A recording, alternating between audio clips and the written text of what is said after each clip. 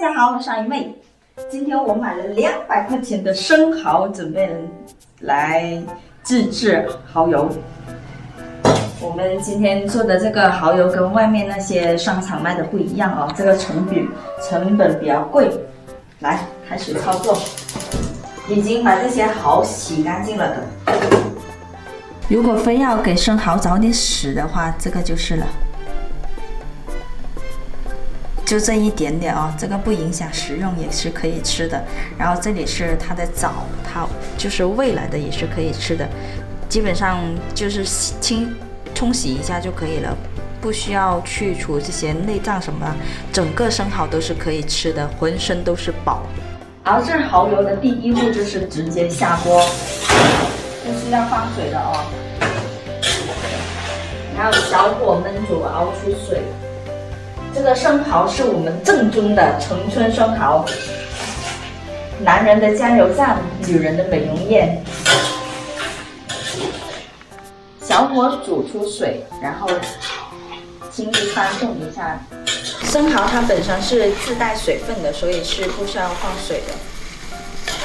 现在刚才煮了2-3分钟左右，它这些水分就出来了。再煮久一点，它的水分会越来越多的。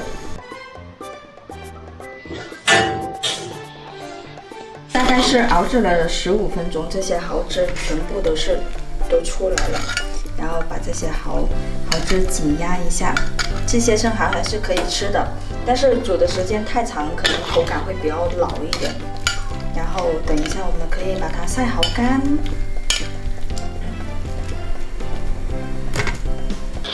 之前阿姨妹晒的那些蚝干是生晒的，然后今天呢这是熟晒的。可以两用哦，可以熬制蚝油，也还可以晒蚝干。这样熟晒的蚝呢，蚝干可能就没生晒的那么到位，生晒会比较鲜甜一点，那个蚝干的味道会更大一点。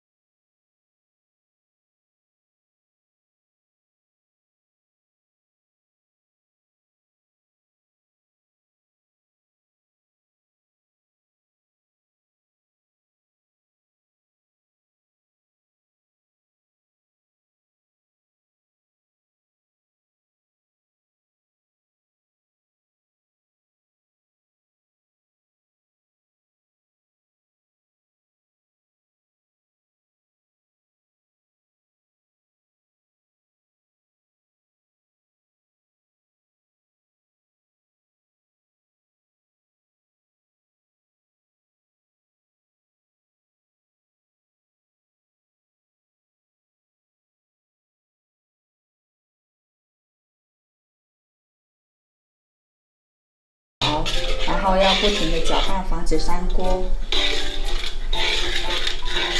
放点淀粉，它会更加浓稠一点。哇，那什么东西很香，那么香？蚝油。哇，这个吗？这个正宗的。正宗的，那个卖的好贵，对，100多200块，200块可能，现在都有。对，1斤要差不多的。这个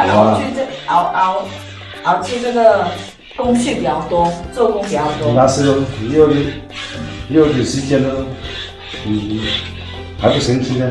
现在还不行，太轻了。啊，这个还继续。要把它更熬制的更浓稠。那种微腐啊，就是小火锅。没的口感。好，很好。这个张记一流的，对，自己搞可能是一流的。对啊，要不停的搅拌，会粘锅的。如果不搅拌的话，再搅拌再浓稠一点的话，我们就可以上锅了。关了火之后，然后再不停的搅拌，晾凉了之后，它会更加浓稠的。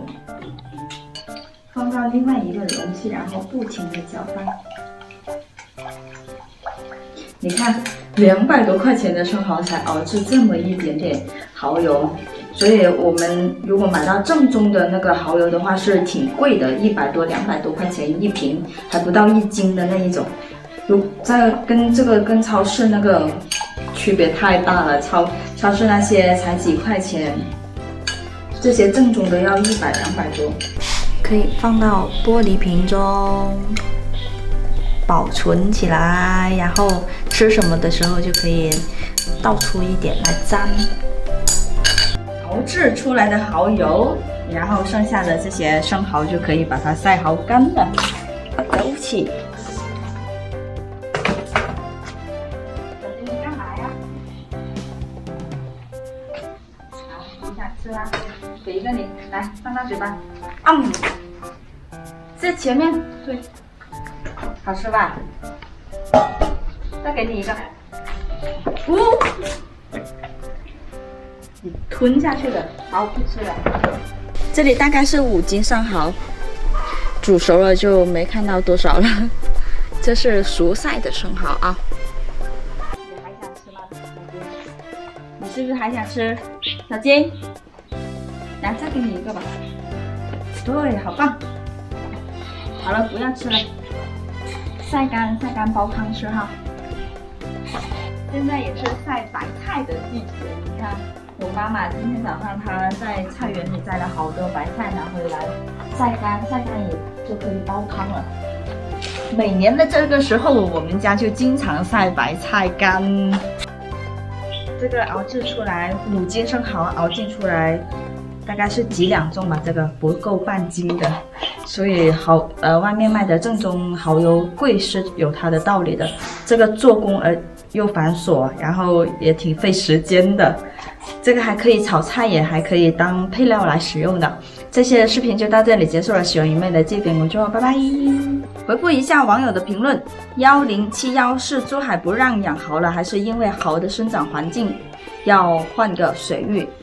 也有2方面，一是珠海某些地方是不让养生蚝了，然后还有一些也是需要换水域的，因为这个海水如果太咸了、太淡了也不行的，要咸淡适中才适合养生蚝的。